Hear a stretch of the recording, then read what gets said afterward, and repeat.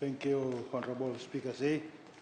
I rise to respond to the question raised by Honorable Alexander O'Connor, and I'm grateful to provide an update to this August House on Fiji's membership on the International Bamboo and Rattan Organization and its contribution to the ministry, industry, and the country. The International Bamboo and Rattan Organization, or INBAR, is an intergovernmental organization with a total membership of 47 countries dedicated to the promotion of bamboo and rattan for sustainable development. Fiji became a member of INBAR on 1 September 2020, immediately following Cabinet's approval to explore the benefits of bamboo as an ecological conducive high value and short rotation crop. In other words, a crop that is both environmentally friendly and can generate economic activity within a shorter period of time compared to the traditional timber trees. Honorable Speaker Zee, civil engineers around the world consider bamboo to be the new steel of the 21st century. Many countries, especially those in Asia, that have developed bamboo over decades, use this non-timber forest product for multi-story buildings and artistically enhanced structures and home decorations. There are, in addition to all manner of high-quality furniture and even for food, where bamboo shoots are a healthy ingredient to sumptuous meal. Importantly, bamboo is known to have a remarkable ability to absorb high amounts of carbon from the air than many other trees. It could very easily be part of the nature-based solution to climate change. Research and development on bamboo and rattan in Fiji started as a project in the late 1970s in Wunindawa, Naitasiri.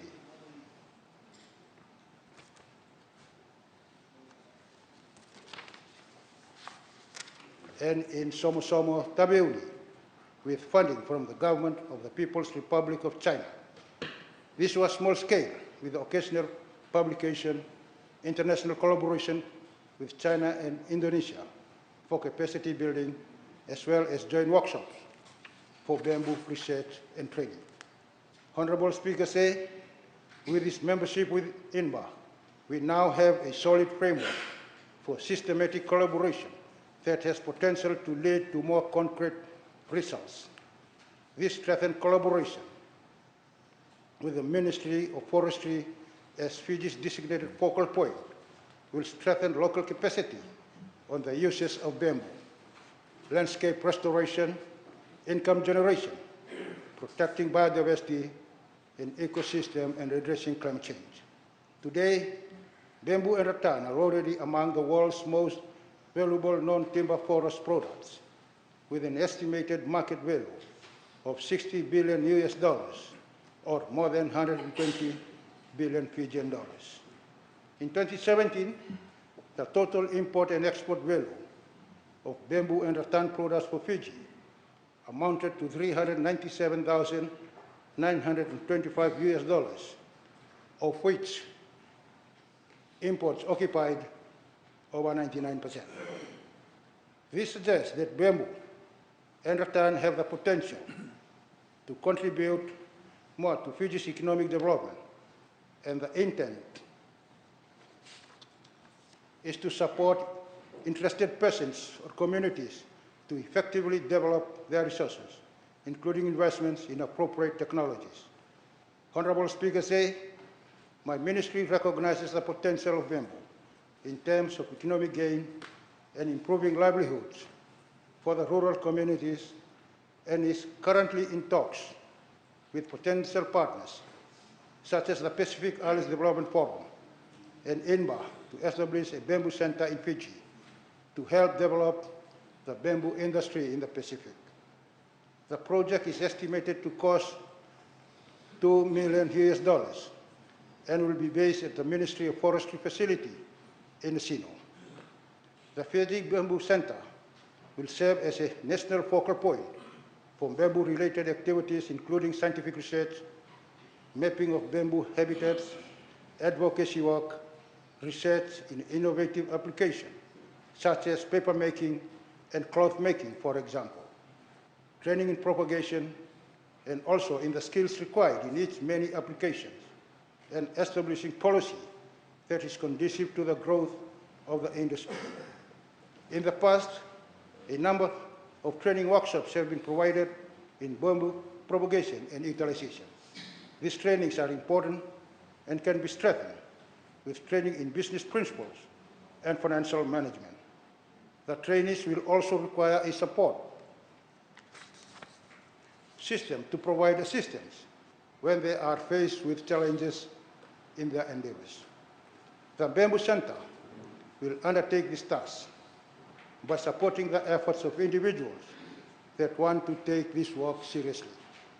Having said that, my ministry is not just waiting for the completion of the Bamboo Center, but has already started the groundwork by including bamboo in the list of species to be covered in the National Forest Inventory that will commence later this month.